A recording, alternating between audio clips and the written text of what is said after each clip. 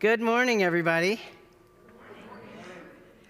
It's an exciting day. It's Scout Sunday, so we have lots of extra stuff going on, and I'm pretty happy about it. Always glad to have the Scouts here and to have the special table and the energy around all that comes with that. So happy Scout Sunday. It is also the first Sunday of Black History Month, so we are excited about that as well.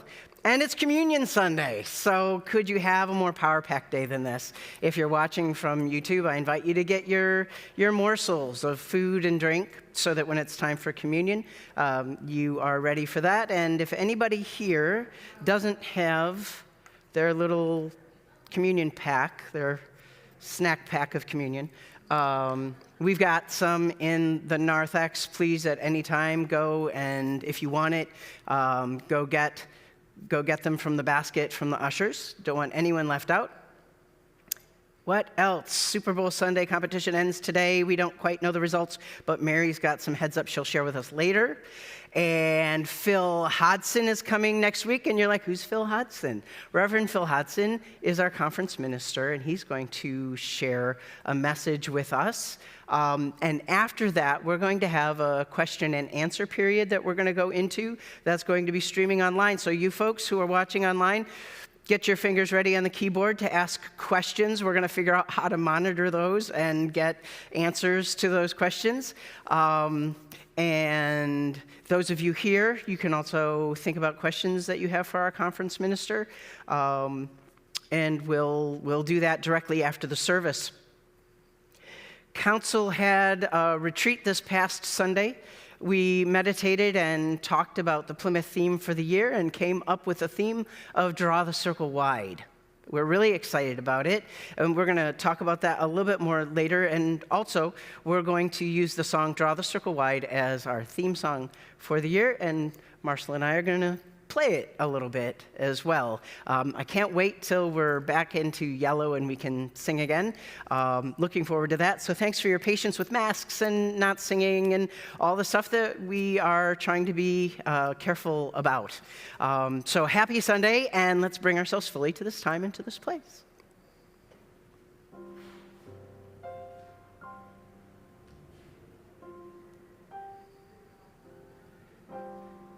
Find yourself in your physical body. And know that this physical self of yours is important. Carries you around from day to day, and it gives you input into this life that we're living. Our bodies respond to all the other aspects of our beings, our minds and our emotions and our spirit. And our mind responds to our body. I mean, it's all very, very interconnected. So when we center and ground ourselves in our body, it is one aspect of who we are that connects with all the others, the intellectual aspect, which also gives us information.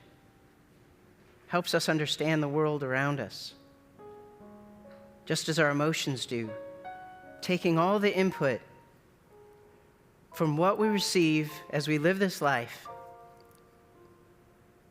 And our emotions try to help us to experience it, just like our mind does, just like our body does, just like our spirit does. Another level of being able to interact with this life, the spirit. Imagine a thread that connects all of these aspects of who you are. And know that when one part of you is not doing so good, the other parts of you also experience that, but at the same time can be generative and supportive, can help to be bringing life to whichever part of you is not feeling so good. So take a moment and consider What's generating life in you? What's rushing to the parts of you that's not doing so good for support,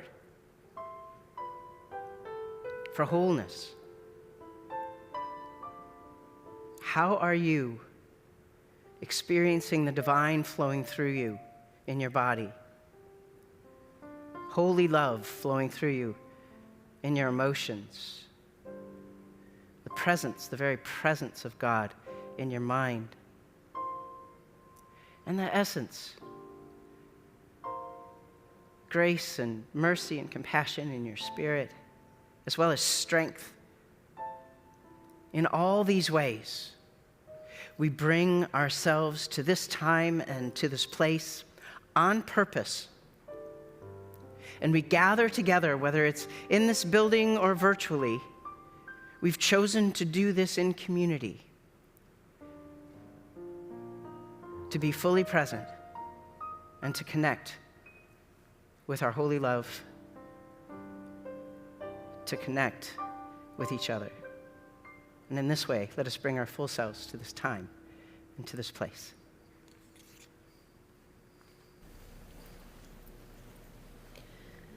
Please join me in the call to worship.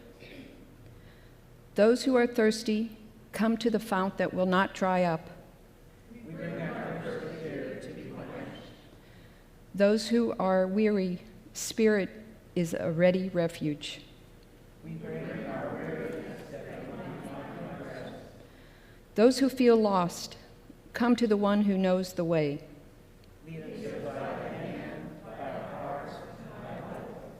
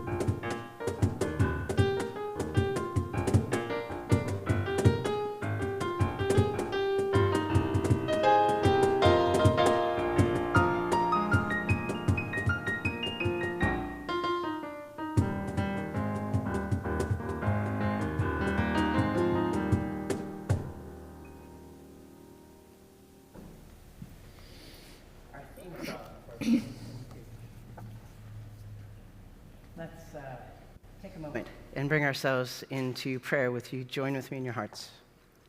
Holy love, help us to learn how to draw that circle wide and to draw it wider still. Help us to include ourselves in the circle, to be that bold, to say, I belong, and to get a sense of that knittedness that we need to feel so that then we can open and broaden, make room. Also help us to not be so careful as to the shape of the circle. And it doesn't have to be this perfectly round, symmetrical thing. Help us to create the sloppy circle that we need to create. Because as we widen it and widen it and widen it, there's going to be There's going to be shifts and changes. Help us to not worry so much about the shape, about the design. Help us to be more focused on the widening, the broadening, and the beauty of the growth itself. We thank you for Plymouth United Church. We thank you for all the gifts that you have given us, and the gift mostly of each other, of calling us into this community together. Help us in 2022 to move forward with a kind of exuberance that is refreshed and renewed for this new year. We thank you that we're not just doing this all alone, but we do get to do this in community. And because we do this in community, let us lift up our voices in these words of prayer, saying, "Open unto me, light for my darkness. Open unto me, courage for my fear. Open unto me, hope for my despair. Open unto me, peace for my turmoil. Open unto me, joy for my sorrow. Open unto me, strength for my weakness. Open unto me, wisdom for my confusion. Open unto me, forgiveness for my sins. Open unto me, tenderness for my thought. Open unto me, love for my hates. Open unto me, thyself for myself. Lord, Lord, open unto me."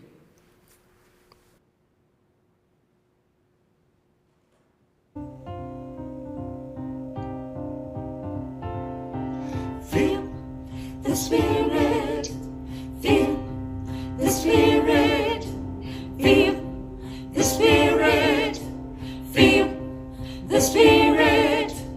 Every time I feel it moving, every time I feel the Spirit moving in my heart, I will pray. Yes, every time I feel the Spirit moving in my heart, I will pray, I will pray. Upon the mountain, my Lord spoke. Out of his mouth came fire and smoke. Looked all around me, it looked so fine, until I asked him if I were mine. Every time I feel the Spirit moving in my heart, I will pray. I will pray. Yes, every time I feel the Spirit moving in my heart, I will pray, I will pray. Jordan River is so cold. Oh, yes, it chills the body, but not the soul. Oh, yes, there ain't but one train up on the track. Oh, yes, it runs from heaven and right on home. Oh, yes, my Lord, every time I feel the Spirit moving in my heart, I will pray. Yes, every time I feel the Spirit moving in my heart, I will pray, I will pray.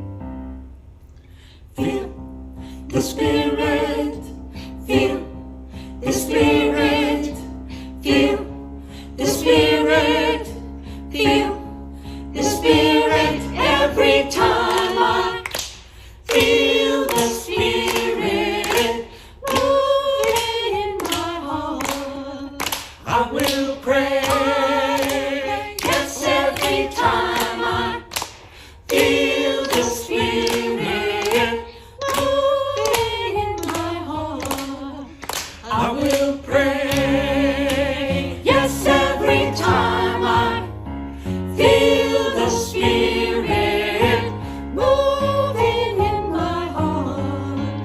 I will pray.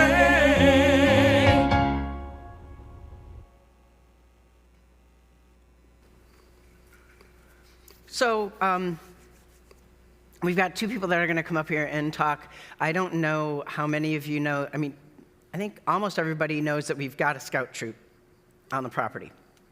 But we now have a pack as well that meets off premises. And so we've got two leaders here tonight. I don't know what happened in the space-time continuum, but suddenly it was tonight in my head. So would Don and Todd come up and behind this table here and share? Let me get this drum out of your way.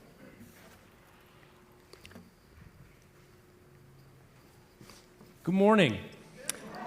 It is one of my favorite times of year. I'm not exaggerating, every year to get to come and be with you. As excited as I am about all of the things that we do at the back of the yard, at the Scout Hut, it's just so great to be here with you and to get to see everybody and talk a little bit about what we're doing and how much we appreciate everything that the church does for us. But I do have to correct Pastor Mac on one thing, and that is I am not a leader of Scout Troop 1323. We are a Scout-led troop, and I don't try not to be the language police too much, but I try not to use the word adult and leader in the same sentence very often. I refer to us as adult volunteers, but I would like you to meet the leader of Scout Troop 1323, who is here with us today. Ashton, you want to come on up? This is Ashton White, who is our senior patrol leader. He leads the troop. And Ashton, I didn't get a chance to prepare you, but you're a pretty prepared kind of guy. Do you want to say 2 or 3 words? Hello, everybody. My name is Ashton White. I'm the SPL of Troop 1323. And you were right, Mom. I was going to speak today. I didn't know. It's okay, but you know. But yes, we are a Scout-led troop. That means we take it in our own hands to do our planning. Actually, one of my ASPLs is here right now, Josh. That right there is my ASPL of New Scouts. He handles all of the business on the end for the New Scouts that just come into the troop or helping people get into the troop, while I'm able to focus on trying to, get tasks done, figure out who can do certain things, and make plans for the next meeting, the next camp out. And we all do that as a team together. And our adult volunteers most definitely help us out a lot. There are a lot of logistics, a lot of things that have to be figured out. But as long as I have time to come with the plan, and as long as I can count on my ASPLs and my leadership, we can always come up with an effective solution to any problem.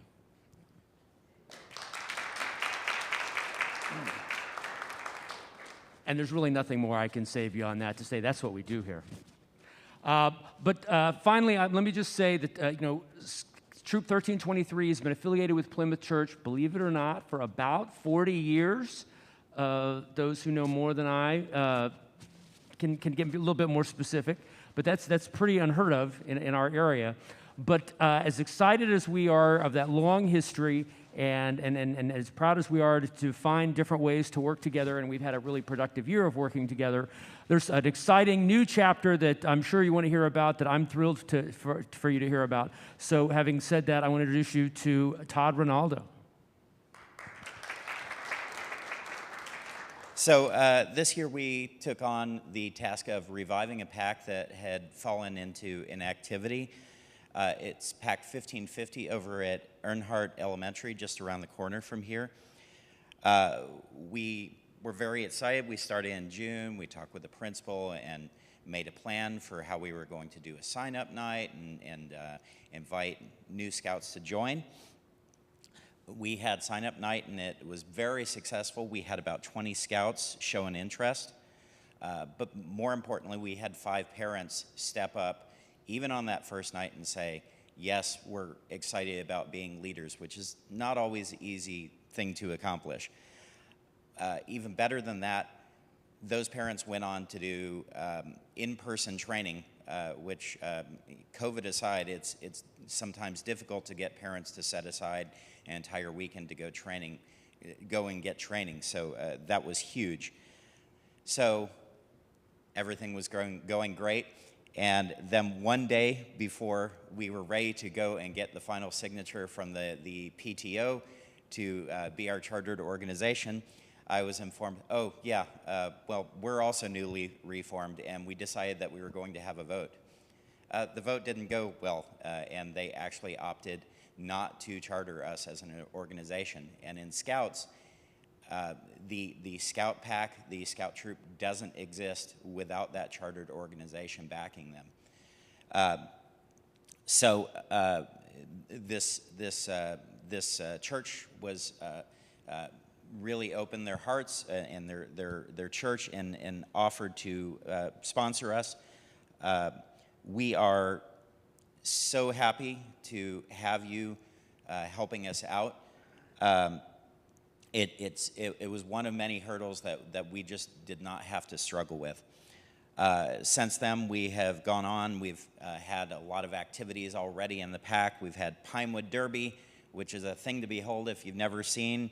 We're getting ready to do Pushmobile and spring camping, and all the Scouts are very excited. We're ready to grow as a pack. We couldn't have done it without your help, and I wanted to thank all of you. Thank you.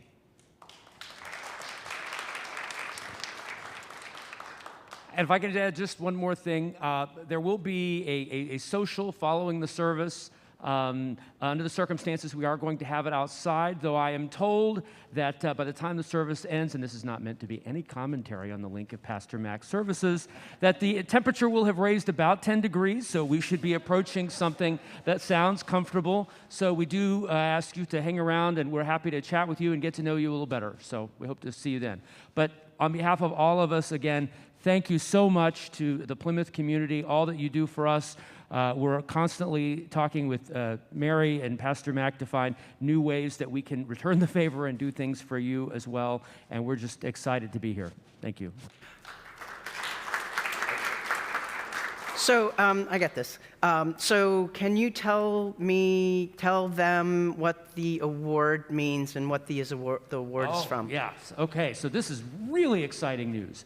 So without getting into too much bureaucracy, all of the scouting units, Cub Scouts, Scouts BSA, my wife has her venturing uniform on, all Scouts in the multi-county area are part of a council, Sam Houston Area Council. The subdivision of that in sort of, let's call it the Spring Klein area, is called the Phoenix District, and that just gives us a way to work together. Every year, Phoenix District hands out a number of awards. What PAC is doing a really great job, what troop is doing a really great job, what adult volunteers are doing a really great job. But one of the other awards is the Chartering Partner Award, and that goes to the chartering organization in the Phoenix District that has just really done a wonderful job serving scouting, serving the community, and making things better in so many ways. And I was thrilled to find out that Plymouth United Church won the Chartering Partner Award for 2021. So give yourselves a big hand for that. And I will say, we had our district dinner about a week ago, and Mary and Pastor Mac were there. And it was really great for us to show them off, because we're just thrilled with the partnership that we have. One of the things, and I go to meetings from time to time, and people talk about struggles that they may be having with their chartered organization, that kind of thing. And one of the things I do talk about, and some people may get tired of hearing me say this, is I really feel like all of the challenges that we have faced, and we have faced many, in the COVID-19 era, one of the blessings is the way that it has sort of forced us to work together, to communicate, to resolve issues, to get to know one another a little better. And it's just gone so well. And it's almost, if you've ever been to some sort of a management training exercise where they say, here's 3 drinking straws and a pack of gum, now build a bridge. It's been that kind of an experience where I just think we've just grown a lot closer and improved our communications and just really made sure that we're all working together in the same spirit. So anyway, we're thrilled about this award. You should be very, very proud of it. And we're just happy to recognize the church and everything that you do for us. So the other thing that's true about this award is that Mary was very instrumental in that. So would you come up here? And I don't know if you have anything you'd like to share about your experience working with these amazing people. No pressure. I didn't warn her in advance about talking. Well, as a former scouter myself, it's been wonderful with the troop. The church has put on a Labyrinth experience. The troop has been instrumental in keeping it up. Josh Hightower's Eagle Project was to light the labyrinth, and it has really just improved that experience for the church, for the troop, for the community as well. So thank you to Troop 1332. Oops, sorry, that was my troop. I did it again. Troop 1323. We really appreciate your service and the community that you share with us. Thank you. Thank you.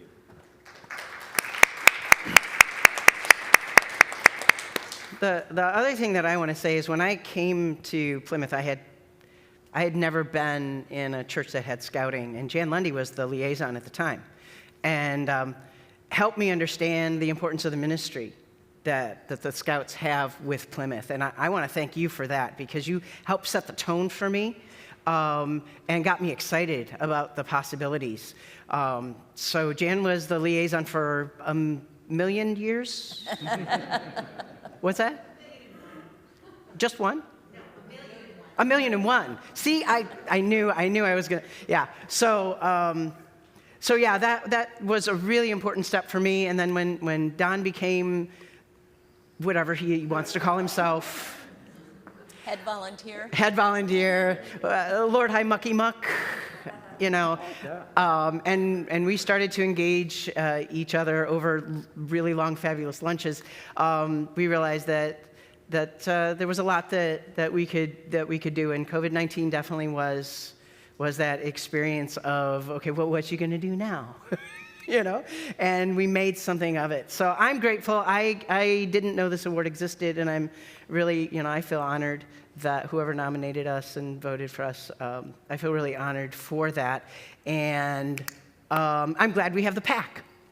I don't know what we're going to, right now, I mean, chartering a troop or a PAC is easy. You say, I'll charter, and you sign some forms, and then you can get involved at whatever level after that.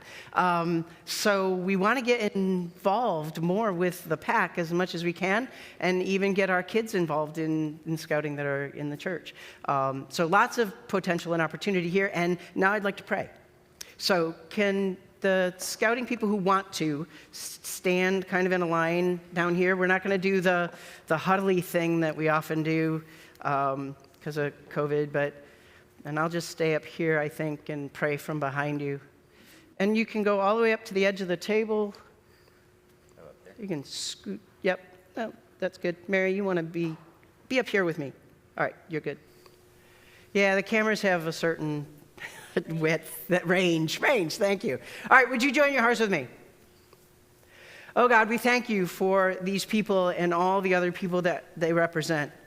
We ask that you would give them a blessing, that they can follow the core values that scouting teaches, that they can lead a community in those core values, and that they can find the essence of what is good and generous and compassionate and true in their lives. Thank you for linking them with us, for creating relationships. We ask that you would continue to give them strength and to give us strength with them according to your grace, your mercy, and your love. And all God's children said, amen. Thank you all for being up here, for being in relationship with us.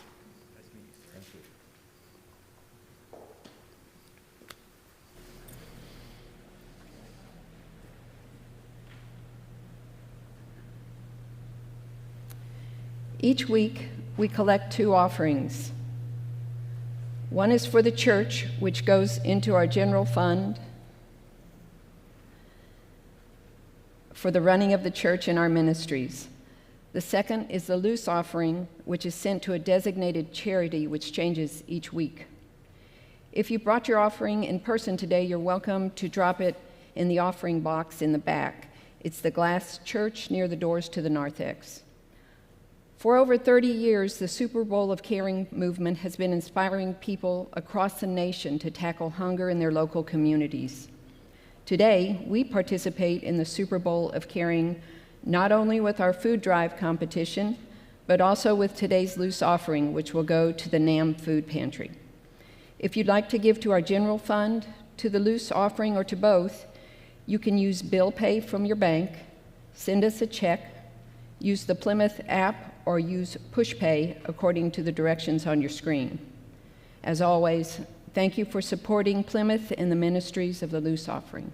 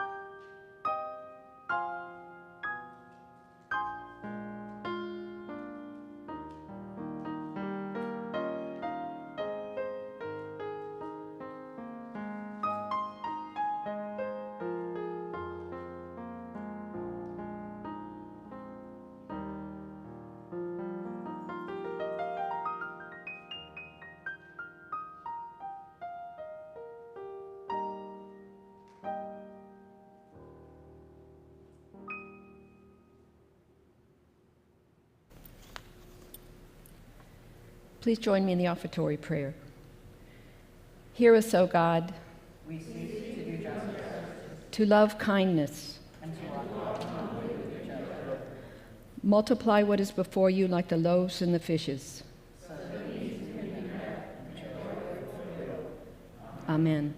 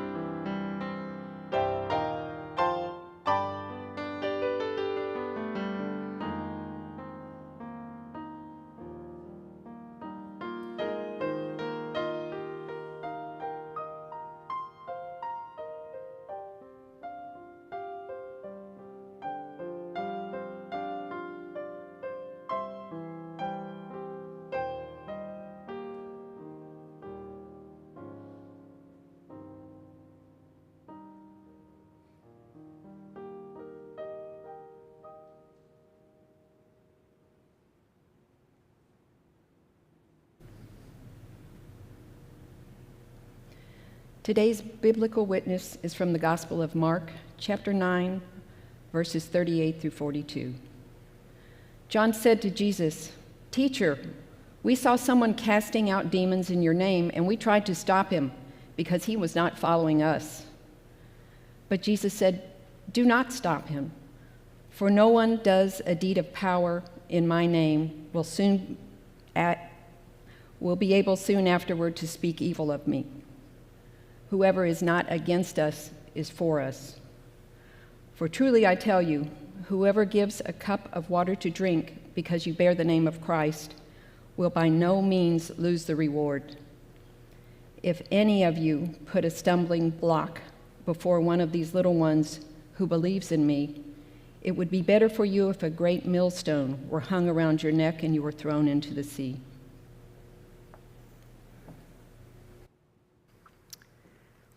Every year in February, I'm From Texas, Ms. Jordan, the purpose of general debate, not to exceed a period of 15 minutes. Thank you, Mr. Chairman. Ms. Jordan. Mr. Chairman, I join my colleague, Mr. Rangel, in thanking you for giving the junior members of this committee the glorious opportunity of sharing the pain of this inquiry. Mr. Chairman, you are a strong man, and it has not been easy, but we have tried as best we can to give you as much assistance as possible. Earlier today, we heard the beginning of the preamble to the Constitution of the United States. We the people. It's a very eloquent beginning. But when that document was completed on the 17th of September in 1787, I was not included in that we the people. I felt somehow for many years that George Washington and Alexander Hamilton just left me out by mistake. But through the process of amendment, interpretation, and court decision, I have finally been included in we the people. Today, I am an inquisitor, and hyperbole would not be fictional and would not overstate the solemnness that I feel right now. My faith in the Constitution is whole, it is complete, it is total. And I am not going to sit here and be an idle spectator to the diminution, the subversion, the destruction of the Constitution.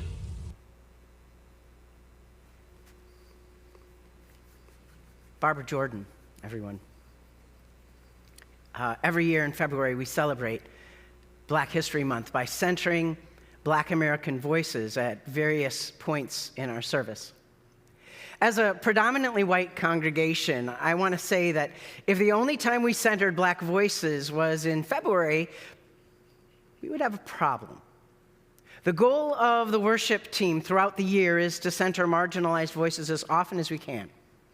It just happens that we get to do it even more so in February because the United States has decided that February is Black History Month, just like March is Women's History Month, and we center women's voices most especially in March. But we are always looking throughout the year to lift up the talents, skills, voices, and persons who are marginalized throughout the whole year. Today, we've seen this video of Barbara Jordan, a pivotal political person in our country, and particularly here in Texas. There is an extensive biography of her on history.house.gov. I've pulled out a few things from that biography that I got online to get a sense of her as a person and her accomplishments. I hope that you enjoy hearing a little bit about her, and we'll go to the website to read the more extensive biography. It says, Barbara Jordan was born in Houston, Texas on February 22nd, 1936. She was educated in the Houston Public Schools and graduated from Phyllis Wheatley High School in 1952. She earned a BA from Texas Southern University in 1956 and a law degree from Boston University in 1959. That same year, she was admitted to the Massachusetts and Texas bars. And she began to practice law in Houston, 1960. In 1966, she ran for the Texas Senate and won, becoming the first African-American state senator in the U.S. since 1883, as well as the first Black woman ever elected to that chamber. In 1971, along with Andrew Jackson Young Jr. of Georgia, Jordan became the first African-American in the 20th century elected to Congress from the Deep South. In the next two campaign cycles, Jordan overwhelmed her opposition, capturing 85% of the total vote in both general elections. On March 28, 1972, Jordan's peers elected her president pro tempore of the Texas Senate, making her the first Black woman in America to preside over a legislative body. One of Jordan's responsibilities as president pro tempore was to serve as acting governor when the governor and lieutenant governor were out of the state. When Jordan filled that largely ceremonial role on June 10, 1972, she became the first Black chief executive in the nation. In 1974, she delivered opening remarks during the impeachment process for President Nixon. In 1976, she became the first woman and the first African-American keynote speaker at a Democratic National Convention. With all of these credentials and achievements, I take seriously her position on the Constitution and our system of government. In the video we just watched, when speaking of the Constitution of the United States, she says, "But when the document was completed on the 17th of September, 1787, I was not included in We the People. I felt somehow for many years that George Washington and Alexander Hamilton just left me out by mistake, but through the process of amendment, interpretation, and court decision, I have finally been included in We the People."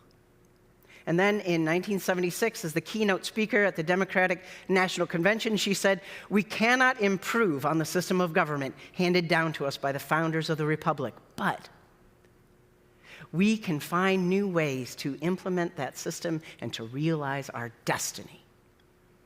That's a lot of politics and a lot of political quotes on a Sunday morning. But I believe that how we engage politically is born out of our moral, ethical, and spiritual framework. I bring all this up not only to honor her voice, her work, and her brilliance, but also because I hear a deep truth that has overlaps in my own understanding of the documents and the systems that I bear witness to as a Christian faith leader. Just as the Constitution was written by people who had a certain perspective and agenda, so was the book that we use as Christians, the Bible. Each writer had a perspective, had an agenda.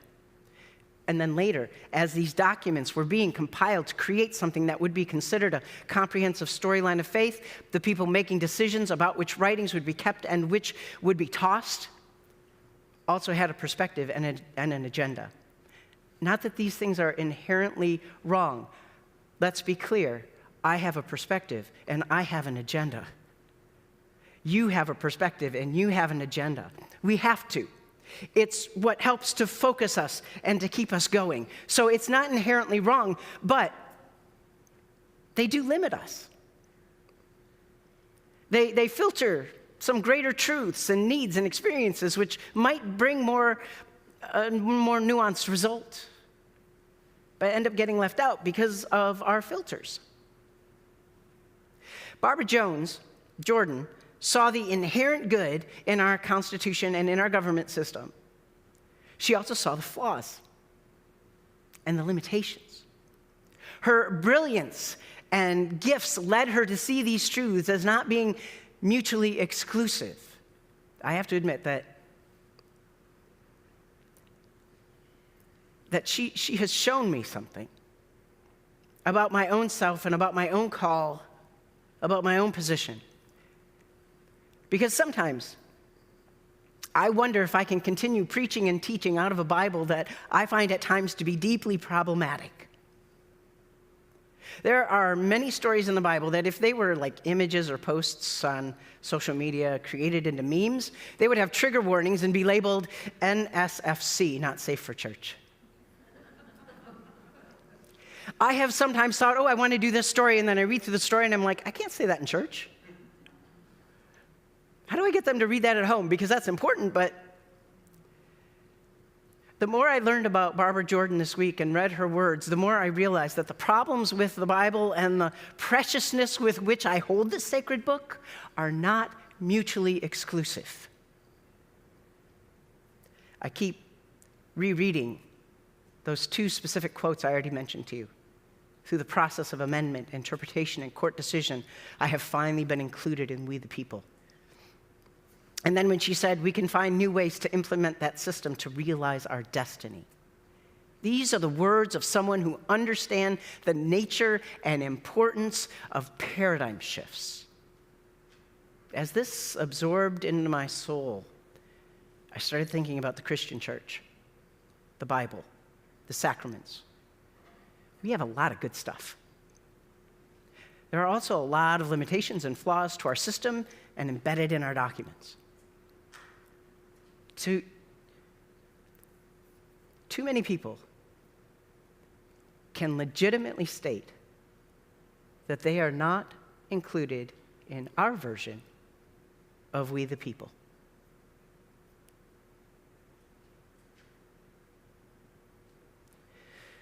That said, there have been paradigm shifts over the generations to be more inclusive for the sake of better living into our core values of faith. So that's the good news. And today we have the Scouts with us. As we celebrate our relationship and our ministry with you, I can also say that Scouting has undergone many paradigm shifts. I have seen it. I have heard from the activists in the United Church of Christ specifically who have been involved in wanting these paradigm shifts to happen because they understand Scouting to be so important. These shifts were made through deep listening, long conversations, and the desires to live the values of Scouting in the most authentic way possible. Just like the paradigm shifts that have happened in the Christian church have come from long conversations, deeply trying to understand each other and live authentically the core values of our faith that we have stated.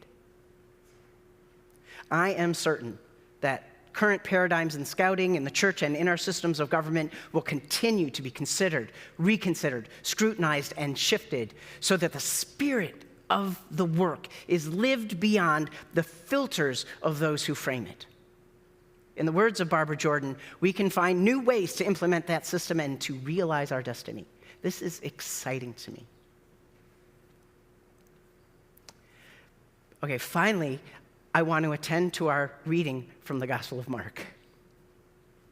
In this story, we see Jesus leading his followers through a paradigm shift. They wanted to stop people from doing good under the teachings of Jesus, who they weren't directly connected with. Jesus, people are doing stuff. They're helping people, and they're doing it saying your name, but we don't know them. We don't like that. Jesus is like, too bad. They're doing good stuff, and they happen to want to be connected to me? What is wrong with you people? This is a good thing. So, they wanted to control their message in a very specific way. And Jesus told them they were wrong. He said, whoever is not against us is for us. The story is also in the Gospel of Luke, and it stops right there. But the writer of Mark has more to say.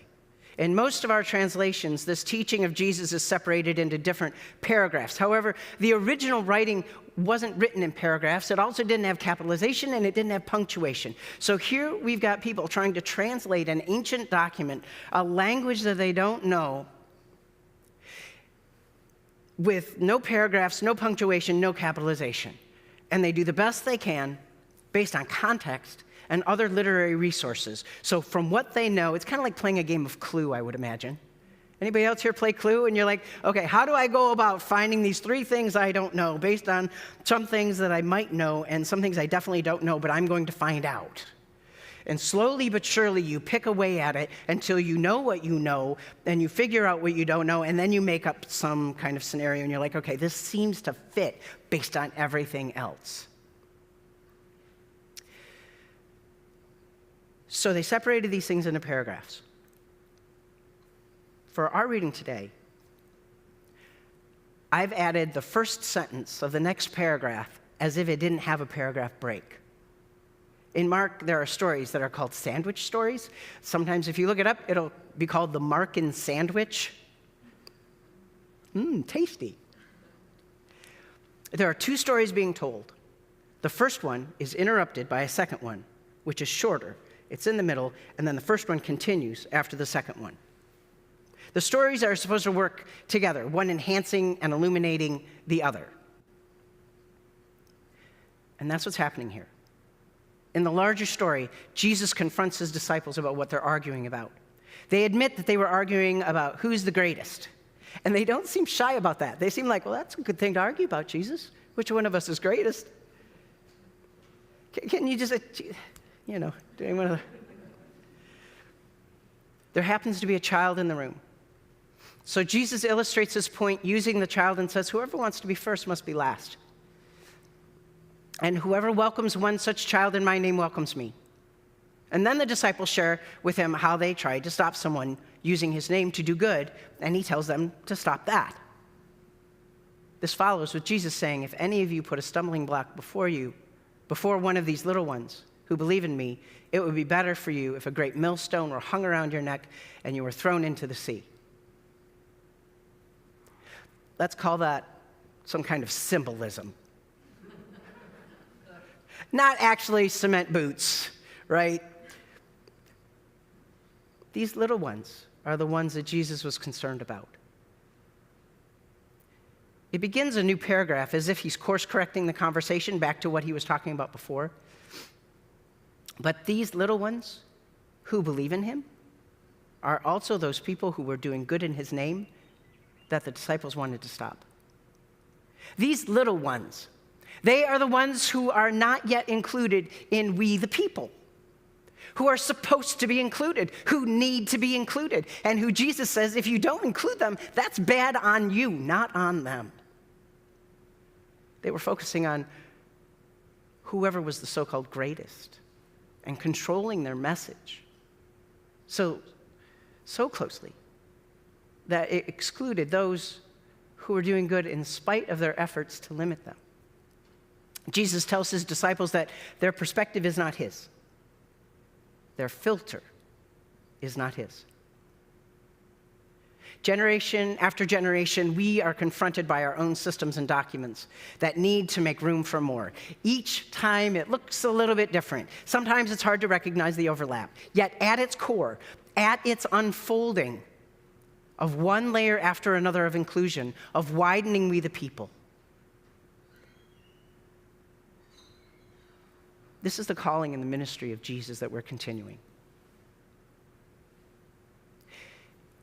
And this is what brings us to the communion table today. There are a lot of faith paths that use this as an opportunity to show who's in and who's out. But for us in the United Church of Christ, we have an open table. And we say, whoever you are and wherever you are on life's journey, you are welcome here. So if you're spiritually thirsty, however you understand the person of Jesus, the title, the role, the position, however you understand God's self, however you name God, this is a way for us to be connected in the Spirit by using something that is tangible and that affects us in our body. It's an action that we can take to say, let's be together in this thing. And that's what Jesus was doing around the table with his friends and even with the one that was about to betray him. In the middle of the conversations,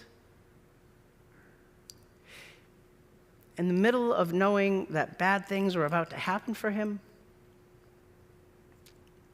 he picked up the bread and he gave thanks for it. And knowing that they were probably still arguing about who was the greatest, that they still didn't get all of his teachings, he still wanted to be so deeply connected to them that he said, this is my body that I want to share with you. Take it and eat it. And so they passed around some bread and they shared it. And today we're sharing it this way with all of you online and with those of you here in this house. And I invite you to take and eat in remembrance of Christ.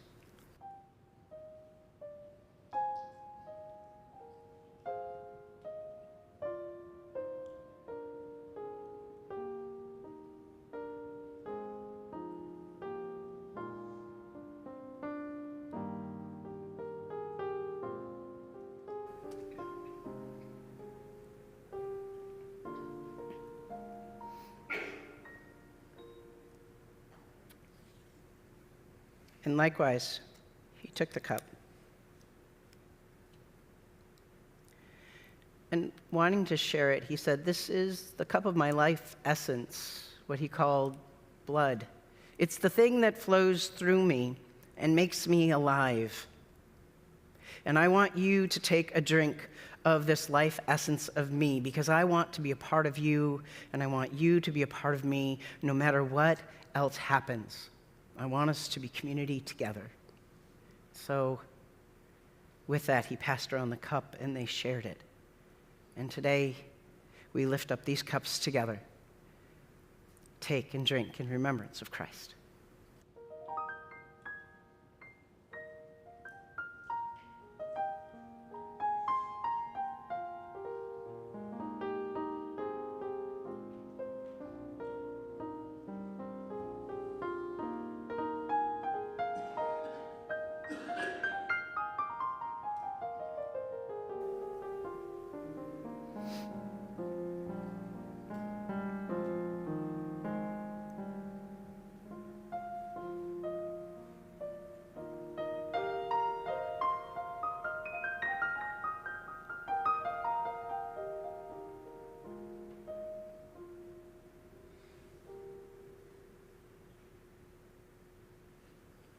Would you join your hearts with me in prayer? Holy love, we thank you that this ritual has been passed down from generation to generation to remind us of how we are connected with you and how we're connected with each other, and how the table is a centralizing force, helping us to see the humanity that we all share and the humanity that you shared with us. Help us to remember to offer this bread and this cup wherever we go, whether it's literal bread, sharing a meal with someone, collecting food for Super Bowl Sunday, or whether it's another kind of sustenance that shares our essence and our life force, our livelihood, because we care. May the sacrament be built in our bones as a way of seeing each other and wanting to be in community together. We are blessed because of the generations that we receive this from and the generations that we're giving this to. In your love and your grace, amen. And now, my friends, it is time to go from this moment to whatever it is you have next, and I hope what you have immediately next is to join the Scouts outside with a little bit of refreshment and to talk to them and to get to know them better and for them to get to know us a little bit better. Hopefully we will be reasonably comfortable outside and that the warmth of our shared communion will glow within our bodies and keep us warm. Yeah, I'm a schmaltzy poet as well as anything else that I am. So my friends, go now in peace and as peacemakers.